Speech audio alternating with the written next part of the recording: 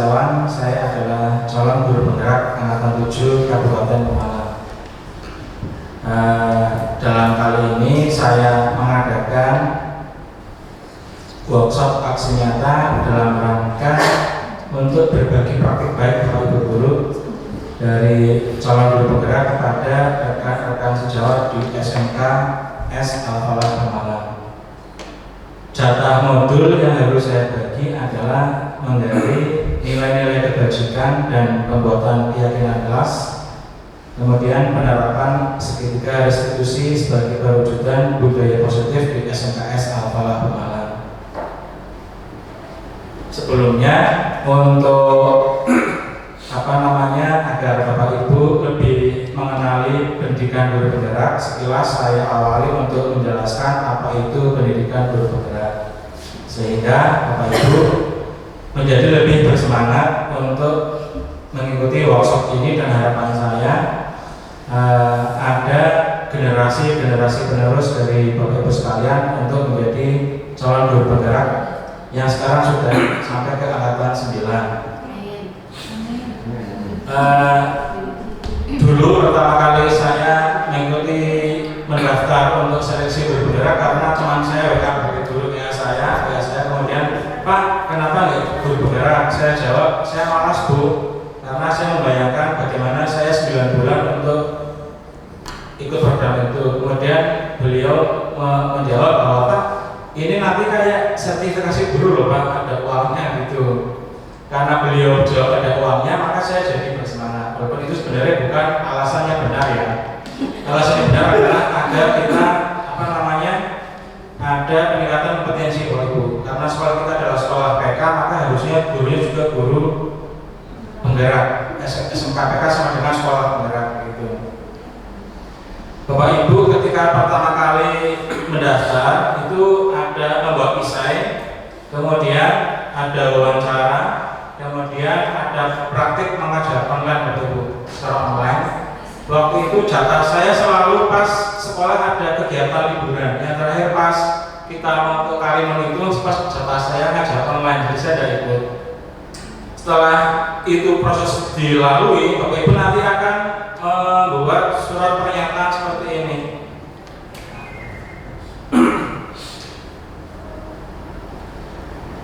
Di sini ketika Bapak Ibu diterima, Bapak Ibu itu tidak boleh mundur Bapak Ibu.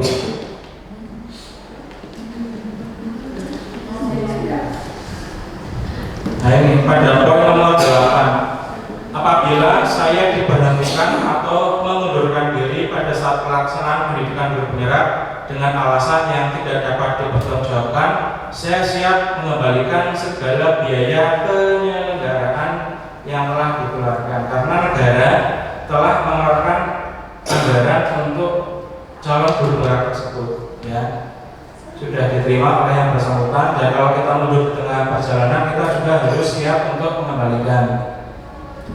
Berikutnya adalah jika dinyatakan lulus pendidikan guru penggerak dan sudah memenuhi persyaratan bersedia untuk menjadi kepala sekolah atau pengawas sekolah, ini yang dikejar-kejar oleh rekan-rekan dari sekolah negeri gitu ya.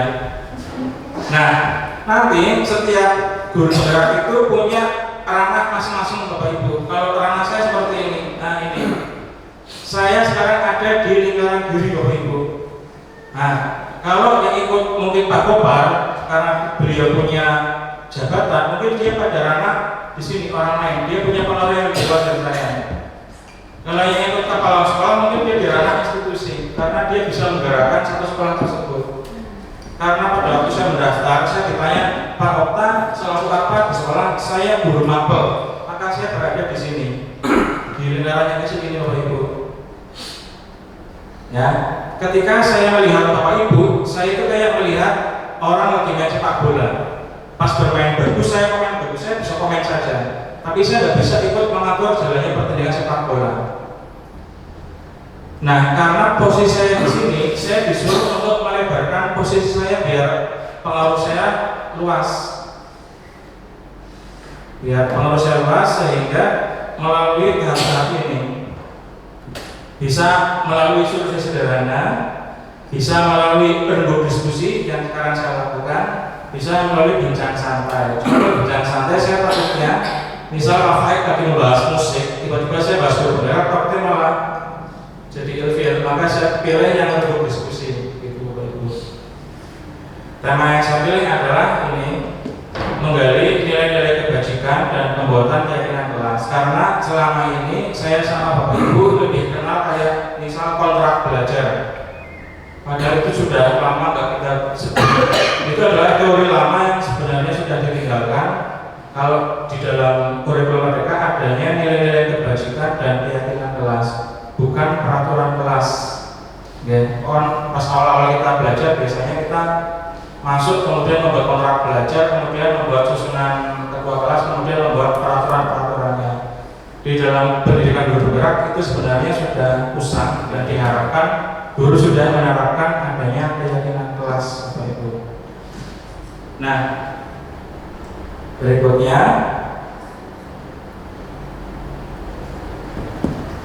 dari isi modul ini yang harus saya sampaikan, saya bedah dulu dari ini Bapak Ibu, 5 posisi kontrol. Jadi saya menjelaskannya dari belakang ke depan, bukan dari depan ke belakang. Harapannya biar waktu yang singkat ini bisa kita maksimalkan.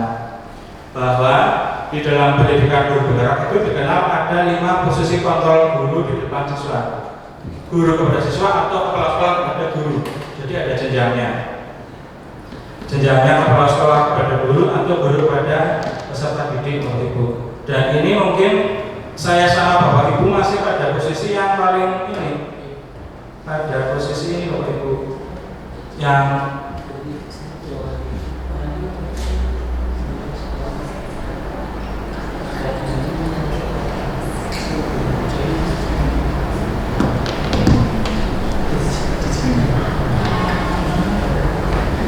lima posisi ini Bapak Ibu. Jadi setelah hasil survei saya di sekolah dinilai oleh pembimbing saya, dikatakan bahwa masih ada banyak penghukum di sekolah kita. Diharapkan yang tadinya penghukum itu sudah mulai naik ke posisi berikutnya. Posisi ini tidak salah.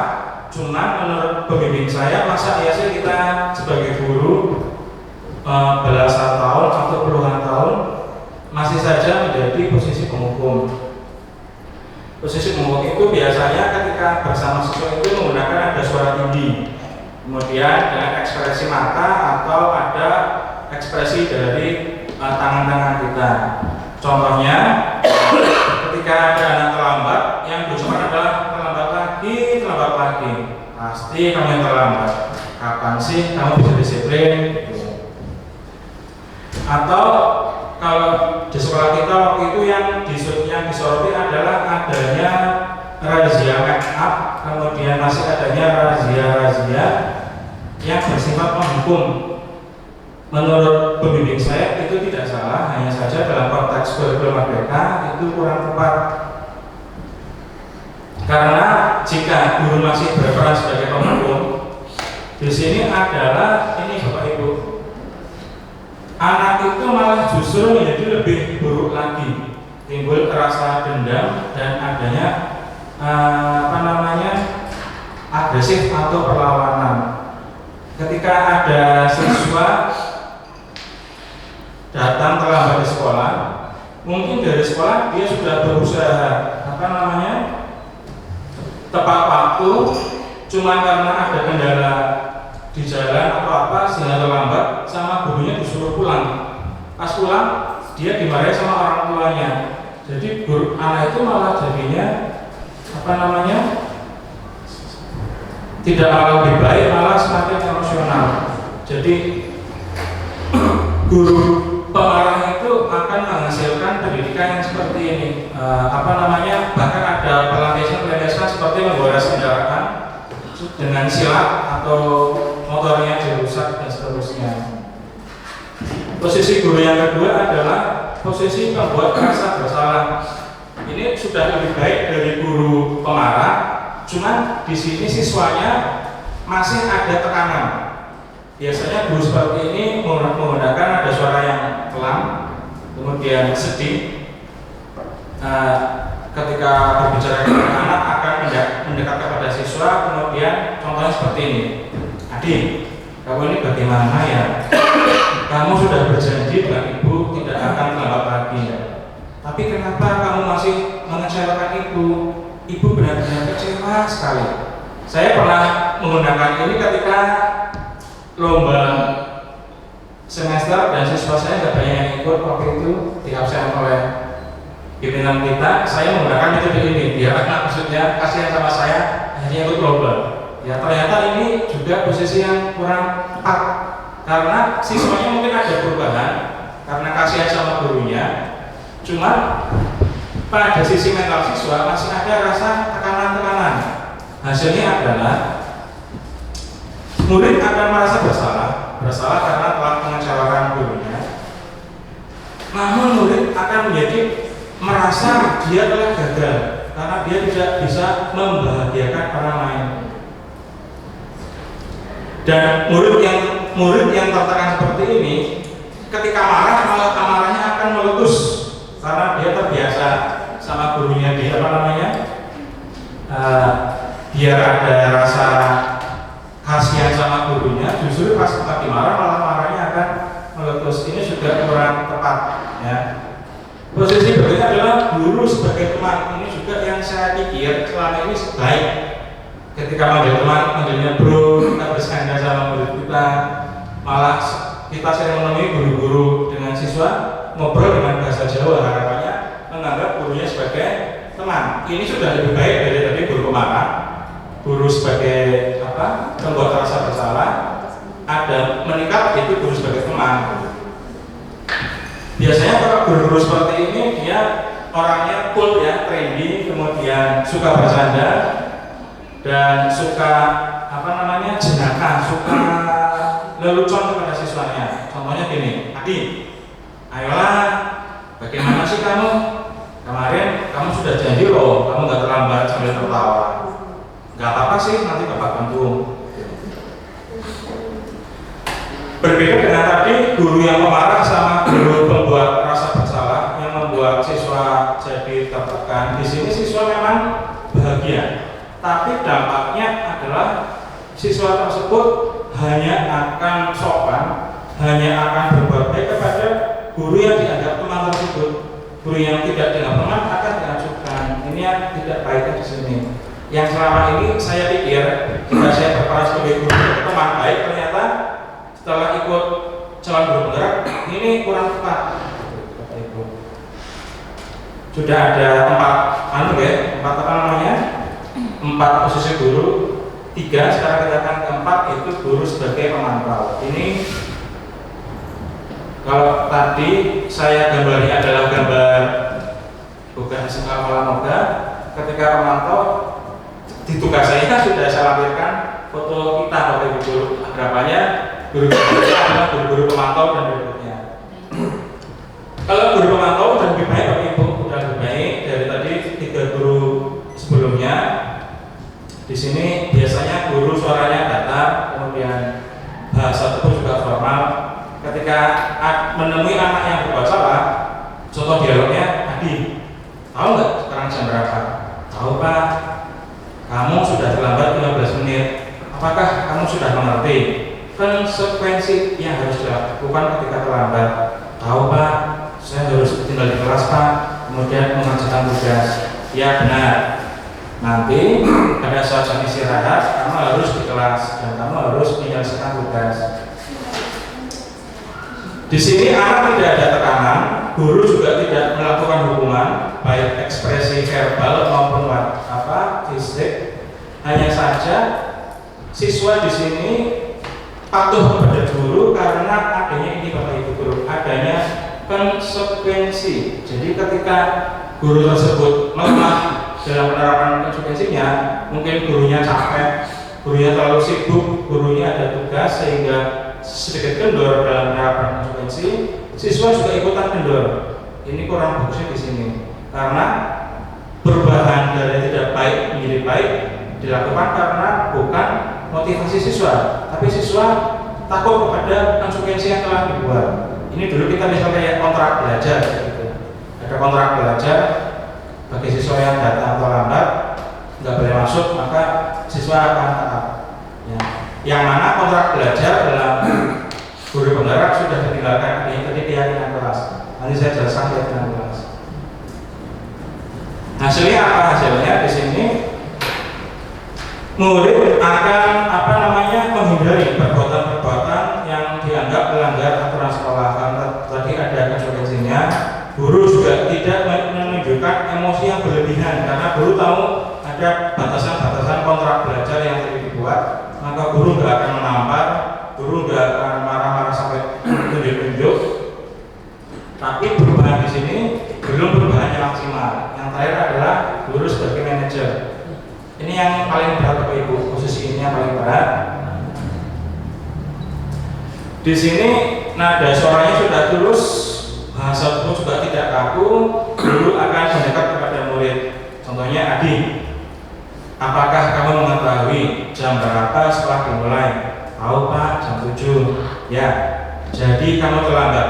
Kira-kira bagaimana kamu akan memperbaiki masalah ini? Jadi pertanyaannya sudah, bagaimana siswa itu mencari solusi atas permasalahan yang mereka alami. Guru tidak menunjukkan apa sih kontrak belajarnya, kemudian guru juga tidak akan berperan sebagai teman, karena guru akan berusaha anak punya motivasi sendiri untuk dia berubah. Kira-kira bagaimana kamu akan memperbaiki masalah ini? Jadi kalau saya terlambat, saya bisa tanya kepada teman Pak untuk mengejar materi yang tertinggal. Baik, itu bisa dilakukan. Jadi jawaban siswa tidak langsung disalahkan Bapak Ibu. Baik, itu bisa dilakukan. Apakah besok akan ada masalah untuk kamu agar bisa hadir ke sekolah? Tidak Pak, saya bisa hadir tepat waktu. Baik, saya hargai usahamu untuk memperbaiki diri. Jadi dari dialognya, dari bahasa tubuhnya dan seterusnya, guru berusaha agar anak itu menyadari kesalahannya dan dia mencari solusi sendiri untuk menangani masalah tersebut.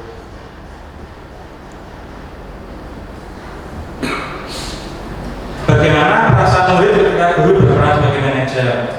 Pertama, kita tidak perlu habis energi kita untuk marah-marah. Kita juga tidak perlu meninggikan volume suara, apalagi sampai menunjuk-nunjuk jari kepada murid, berkaca pinggang dan seterusnya. Fokus pada murid bukan untuk membahagiakan guru atau orang tua, karena murid sudah mengetahui adanya masalah dan dampaknya itu apa. Itu Bapak Ibu Guru, itu hasil jika kita sebagai pemantau. Nah, waktu lokasinya ditanyakan Pak, apakah semua guru harus jadi manajer dan bagaimana jika dalam kelas tersebut misalnya kayak di sekolah kita dari 30 anak yang hadir hanya 15 lolos, apakah kita bisa berperan sebagai manajer? Disampaikan Bapak Ibu Guru. Bentar, di sini ada jawabannya.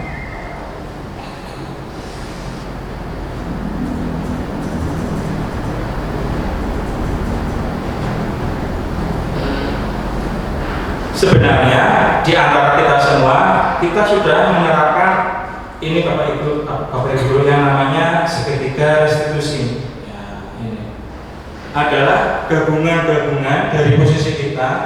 Kapan kita berperan sebagai pemarah, kapan kita berperan sebagai teman dan seterusnya. Karena itu semua bisa dilakukan jika siswa kita juga siap.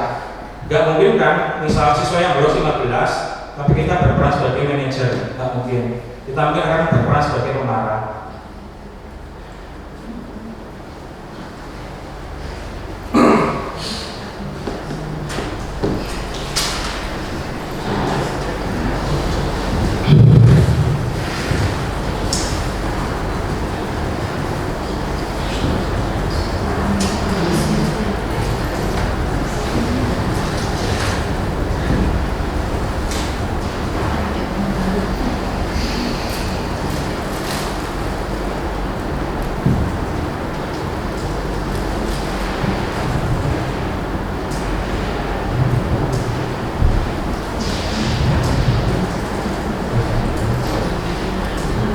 Nah, kemudian pada berikutnya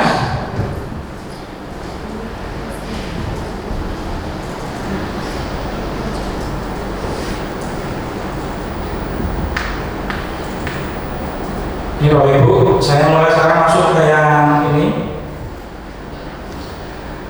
hukuman dan penghargaan Bapak Ibu guru. Karena tadi ada posisi guru sebagai penghukum, maka di sini saya akan menyampaikan hukuman dan penghargaan. Tadinya saya pikir penghargaan itu baik, ada punish dan reward, siswa yang salah dapat punish, siswa yang baik dapat reward. Ternyata hukuman dan penghargaan itu kedua-duanya sama-sama tidak baik.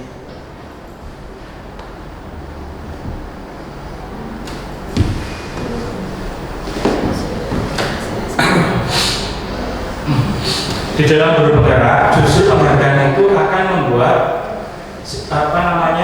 tujuan pembelajaran itu menjadi tidak sesuai dengan harapan yang diberikan. Penghargaan itu justru akan menurunkan kualitas Bapak Ibu guru. Mungkin untuk sampel kita, untuk evaluasi kita ketika kemarin ada penghargaan itu ada guru paling asik, guru paling apa, itu nanti teman-teman yang lain yang merasa tidak sesuai dengan itu justru malas kamu juga yang dapat penghargaan dia saja. Itu kalau kita sebagai guru. Kalau dalam kelas juga sama. Kalian juga nanti dapat penghargaan itu anak-anak OSIS, yang dapat penghargaan adalah anak-anak yang aktif berorganisasi. Siswa-siswa yang lain justru menjadi menjadi malas sebagai guru. Jadi penghargaan itu di dalam pendidikan penggerak seharusnya dihilangkan, seperti kita mengurangi hukuman. Adanya adalah ini Bapak Ibu guru, apresiasi kebajikan. Jadi ketika ada siswa yang memperoleh pencapaian prestasi, kita beri pengakuan secara khusus. Misalnya kita panggil dia, karena kalau kita beri pujian di depan teman-temannya, justru teman-temannya akan dia kan bisa lomba karena dia dekat sama gurunya. Jadi kita panggil ke ruangannya. Kalaupun kita bagi-bagi bareng di depan siswa, itu secara bergantian. Yang kita puji jangan, misal yang dipuji hanya Bu Linda terus, lama-lama kita juga jenuh kali ya. Jadi di sini bergantian Bapak Guru dalam memberikan apresiasi kebajikan itu secara bergantian dan secara konsisten. Kemudian kita amati juga prosesnya. Jadi hukuman salah penghargaan yang tadinya kita pikir itu adil, siswa yang melanggar dapat hukuman, siswa yang baik dapat penghargaan, itu justru dalam pendidikan bergerak itu diharapkan dihilangkan, tapi adanya adalah apresiasi kebajikan yang diberikan secara khusus atau secara bergantian. Itu Bapak Guru. Nah, contoh-contohnya gini. Kemarin saya perhatikan kalian latihan PKS saat hujan-hujanan.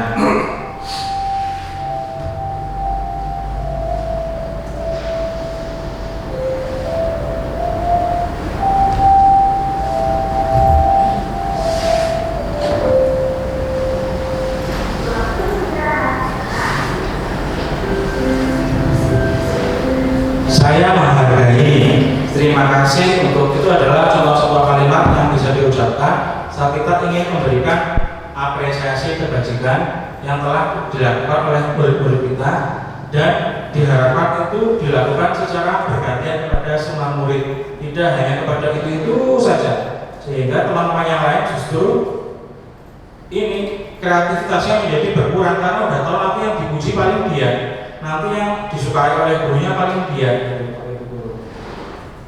Ini contoh-contoh kalimatnya adalah kemarin saya perhatikan, saya menghargai, terima kasih untuk gitu.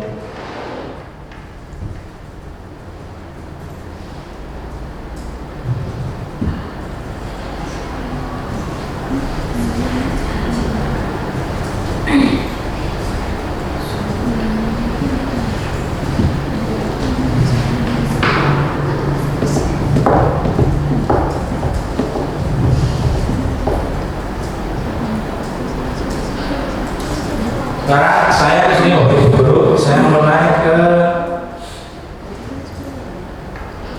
Spirit positif, kemudian nilai-nilai kebajikan universal.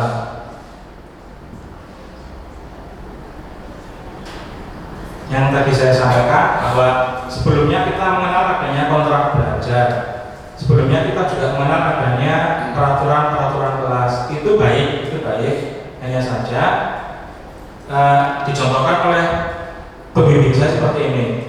Ada peraturan berhenti saat lampu merah. Toh juga masih banyak orang-orang yang melanggar lampu merah. Ada peraturan memakai masker di tempat umum. Masih banyak ditemukan orang-orang yang tidak memakai masker. Atau ada peraturan misalnya di sekolah kita datang jam berapa, pulang jam berapa, toh tetap dilanggar. Ketika sekolah masih hanya berkutat pada peraturan, maka penerapannya akan susah karena siswa tidak memahami apa nilai-nilai kebajikan yang seharusnya disepakati oleh sekolah tersebut. Misal peraturannya adalah selalu kembalikan buku ke tempatnya, maka yang kita tulis di kelas itu Bapak Ibu adalah seperti ini, tanggung jawab gitu. Ada poster-poster keyakinan kelas. Kemudian dilarang mengganggu orang lain adalah menghormati orang lain. Kemudian dilarang menggunakan narkoba adalah kesehatan. Bergantian atau menunggu giliran yang antri adalah menghormati orang lain. Nah, di dalam membuat keyakinan kelas itu guru dan murid sama-sama ini, Bapak Ibu guru, sama-sama ini hampir kayak kontrak belajar, sama-sama membuat. Guru tugasnya apa, murid tugasnya apa. Di sini guru tugasnya adalah mengajar, murid tugasnya belajar. Guru tugasnya mendidik, murid tugasnya mencoba. Guru tugasnya bukan menyakiti atau disakiti. Guru tugasnya bukan menyakiti atau disakiti. Tahapan-tahapan untuk membuat seperti ini tadi, keyakinan kelas seperti ini adalah ini yang tanggung jawab, menghormati orang lain, menghormati keselamatan. Guru dan siswa sama-sama membuat seperti ini, Bapak Ibu guru. Ini dilakukan pada saat awal pembelajaran.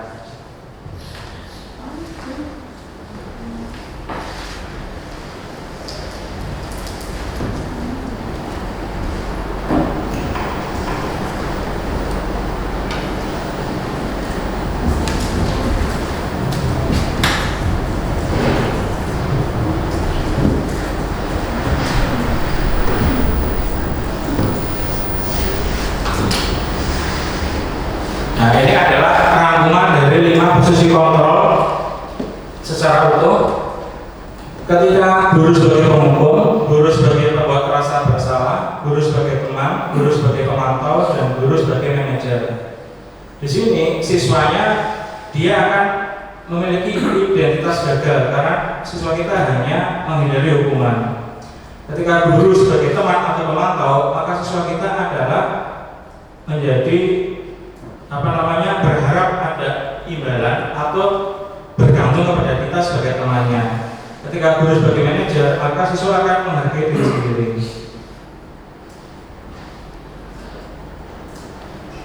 Ekspresinya bagi guru di belakang kita, murid akan berkata, biarkan saja, nanti juga akan marah-marah lagi. Kalau di sini, maafkan saya Bapak Ibu guru, saya telah berbuat salah.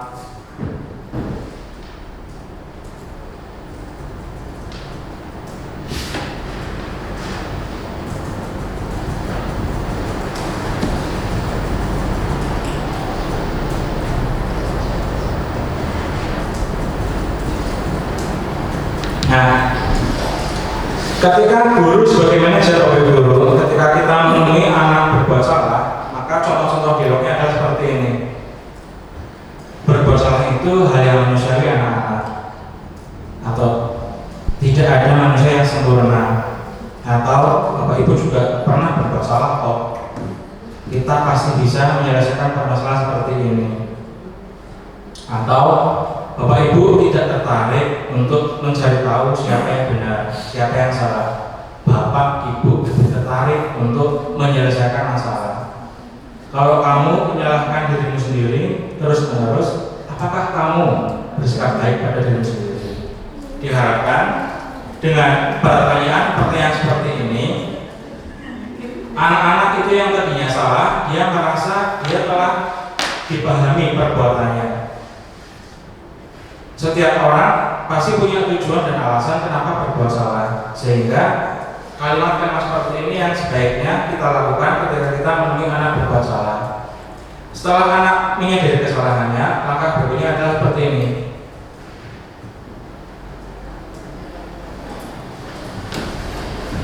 Misal ada anak berkelahi, kamu boleh tetap seperti itu, tapi tambahkan sikap yang lain. Misal ada anak berkelahi karena merasa dihina, tambahkan sikap yang lain, yaitu sikap memaafkan. Tambahkan sikap yang lain, yaitu sikap untuk memahami kenapa anak tersebut berkata kasar. Atau ada anak yang ada anak mungkin yang merusak alat praktek, kamu bisa saja melakukan hal yang lebih buruk, tapi kamu nggak melakukannya kan? Misalnya hanya merusak apa, tapi kamu nggak melakukannya kan? Kamu pasti punya alasan mengapa melakukan itu. Kemudian yang terakhir, kamu ingin jadi anak seperti apa? Apa yang kamu rasakan jika kamu terus-terus seperti ini?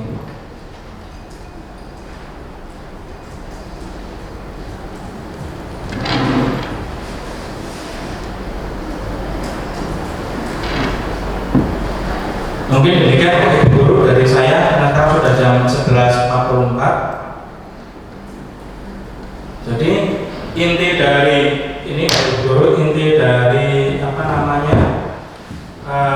segitiga restitusi adalah guru berperan sebagaimana mestinya kepada siswa-siswanya.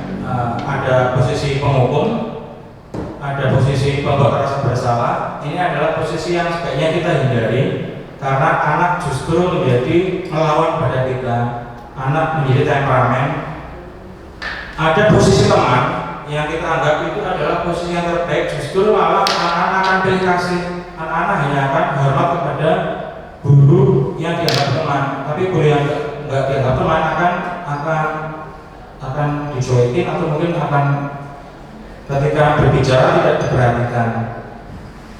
Kemudian peran guru yang baik adalah guru sebagai pemantau atau guru sebagai manajer. Nah, sebagai guru kita berperan pada 5 posisi itu secara bergantian. Jadi ini mohon maaf ya, misal kayak akuntansi kan misal anak bolos paling bolosnya hanya 2 atau 3, itu mungkin kita bisa berperan sebagai pemantau. Tapi kalau anaknya bolos sampai separuhnya, ya kita mungkin harus sebagai pemarah gitu. Jadi mulai hari ini diharapkan saya sama Bapak Ibu Guru yang tadinya masih pada posisi pemarah, posisi pembawa rasa bersalah, sama posisi teman, kita belajar menjadi posisi pemantau atau posisi manajer. Mungkin demikian praktek baik yang bisa saya bagikan pada siang hari ini. Jika ada pertanyaan, monggo saya buka untuk sesi pertanyaan sampai jam 12. Terima kasih.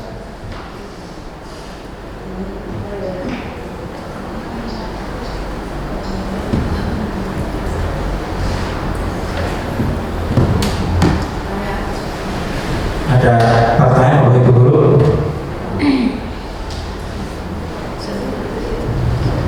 Boleh sampai bisa yang bisa dulu ya.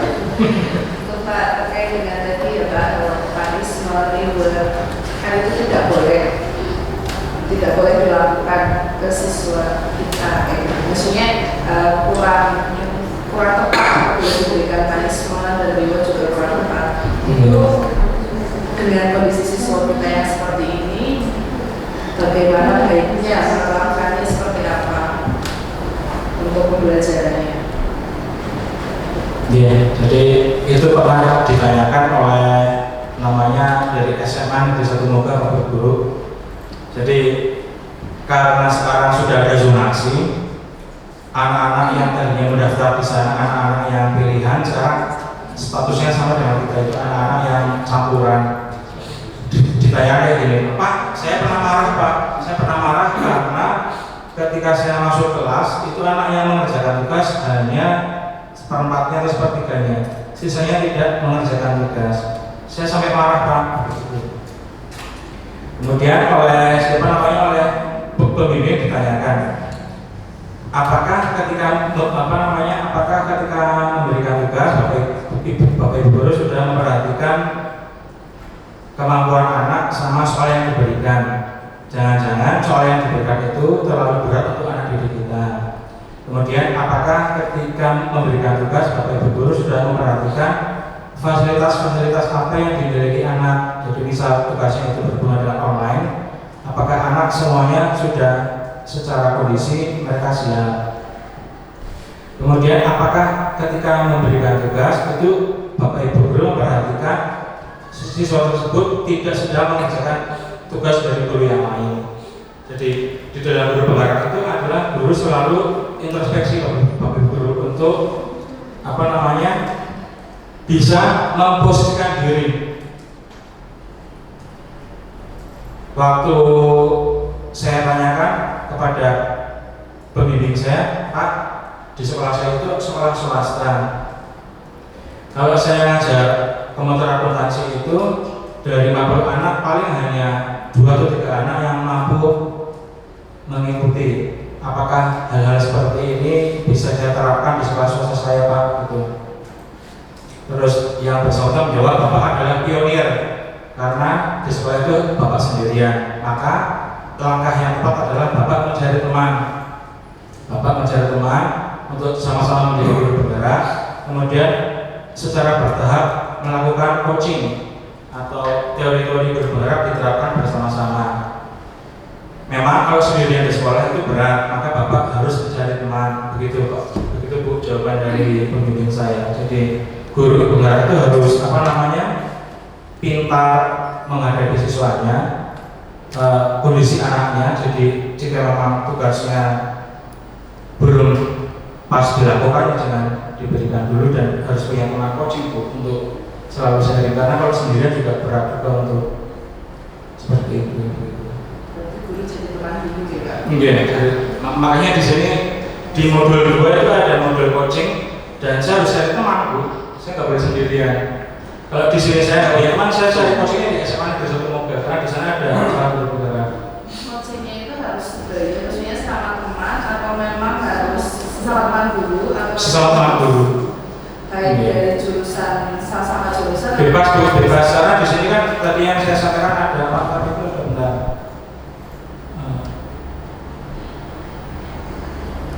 Ketika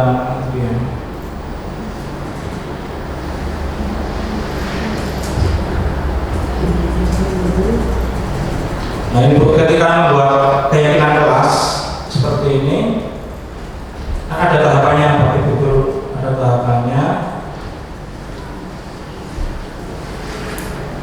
Nah di sini, ketika akan membuat keyakinan kelas, yang pertama lihat daftar kebajikan yang ingin disusun. Daftar kebajikannya bisa dari ini misalnya dari 7 Essential Virtues, dari ini atau dari profil pelajar Pancasila yang ingin kita buat di kelas kita.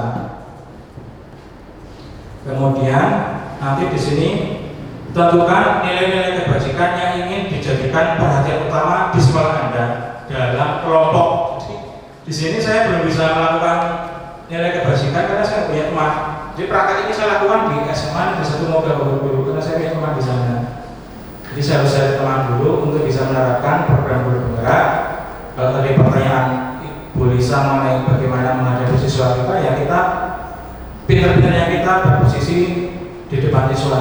Jika memang siswa secara sarana prasarana belum mendukung untuk tugas-tugasnya, anak juga masih mengerjakan tugas dari guru lain, atau materi-materi pendukung kepada anak belum diberikan, yang mungkin tugasnya belum tepat diberikan. Demikian Bu Lisa. Ya, Pak. Ada lagi nggak dari ibu guru yang lain? Oke. Sebentar Brinda, ini sebelum Brinda tanya. Di sini juga kami guru kami juga disaksikan kasus-kasus dalam dunia sehari-hari yang mungkin lebih kasusnya lebih berat daripada sekolah kita. Di sini ada contoh, ada guru matematika yang masuk ke kelas, kemudian ada murid perempuan namanya Vivi dan Natali, itu malah bersikap seenaknya, tertawa dan tidak mengindahkan kehadiran gurunya. Ya, itu kasusnya. Sebagai guru penggerak, bagaimana solusinya? Jadi sebenarnya kasus ini kita sudah dipancing untuk berusaha menyelesaikan masalah-masalah yang berat seperti itu yang tadi Bu Lisa juga ditanyakan. Di sini muridnya dinasihati malah santai aja Bu gitu sambil ngobrol gitu. Jadi guru penggerak juga diberi tugas kasus-kasus nyata yang berat dan bagaimana solusinya. Monggo Bu Linda. Ya seperti itu semua, maksudnya kayak saya kan kalau pernah ngajar terus di kelas itu saya kasih karena lihat siswanya seperti ini menurut saya, terus berarti kayaknya kalau pelajarannya isinya kegiatan kreativitas kayak gitu, membuat kreativitas mereka lebih semangat, senang gitu ya Pak ya. Jadi nggak monoton harus pelajaran terus. Terus saya kayak buat praktek bikin kreativitas. Kemudian ya memang mayoritas anak satu kelas ya mau mengerjakan dan mereka senang kayak gitu. Katanya nggak ngantuk. Tapi ada beberapa anak yang ternyata masih kayak lelah kayak gitu loh Pak. Ya kayak gitu. Memang beberapa tapi memang tidak sebagian besar kayak gitu. Apakah ada anak seperti itu? Apakah kita harus introspeksi diri lagi kayak gitu? Apa kayak gimana ya? Benar Bu. Di sini ada yang namanya teori motivasi ini. Nah, jadi siswa kita itu pada dasarnya punya 5 kebutuhan dasar, yaitu kesenangan, fun, kemudian rasa sayang dan rasa diterima, kemudian penguasaan, kemudian kebebasan, kemudian untuk bertahan hidup. Nah, tugas-tugas yang diberikan guru kepada siswa itu hendaknya memenuhi kebutuhan siswa ini. Jadi kalau tugasnya kurang menyenangkan dan siswa butuh kebutuhan kesenangan, mungkin tugasnya akan cenderung kurang berhasil. Atau jika tugasnya itu berhubungan dengan kompetensi penguasaan, tapi selama pembelajaran anak belum mendapatkan kompetensi yang utuh sehingga kesulitan untuk mengerjakan tugasnya, juga mungkin tugasnya akan sulit suksesnya. Atau ini tugasnya itu terlalu kurang memberikan rasa kebebasan kepada siswa untuk berekspresi, juga mungkin cenderung akan gagal. Atau tugasnya ketika selesai yang disampaikan kepala sekolah hanya dikumpulkan dan tidak ada ekspresi atau bentuk-bentuk penghargaan. Di sini siswa butuh rasa kasih sayang, juga mungkin tugasnya akan sulit tercapai. Maka sebagai guru dalam memberikan tugas atau dalam belajar, kita harusnya Bapak Guru memperhatikan kebutuhan dasar manusia. Setiap orang butuh kesenangan, setiap orang butuh kebebasan, penguasaan, kasih sayang. Diharapkan jika tugas-tugas kita itu sudah menjawab kebutuhan anak, maka akan lebih diterima oleh siswa. Mungkin demikian Bu Linda jawaban saya. Terima kasih untuk kehadirannya Bapak Ibu Guru pada acara aksi nyata saya pada hari ini. Lain kali saat Bapak Ibu Guru mengadakan workshop mungkin yang PPG membutuhkan kehadiran saya siap untuk hadir sebagai bentuk kita saling mendukung. Semoga aksi nyata ini bisa bermanfaat buat kita semua. Dan sebagai guru kita menyadari bahwa kita punya 5 posisi sebagai guru, yaitu posisi penghukum paling rendah sampai posisi manajer. dan kita pintar-pintarnya kita untuk berperan pada posisi mana sehingga siswa menjadi nyaman dalam belajar. Terima kasih untuk atensinya, semoga kita semua dimudahkan urusannya. Selamat siang, wassalamualaikum warahmatullahi wabarakatuh.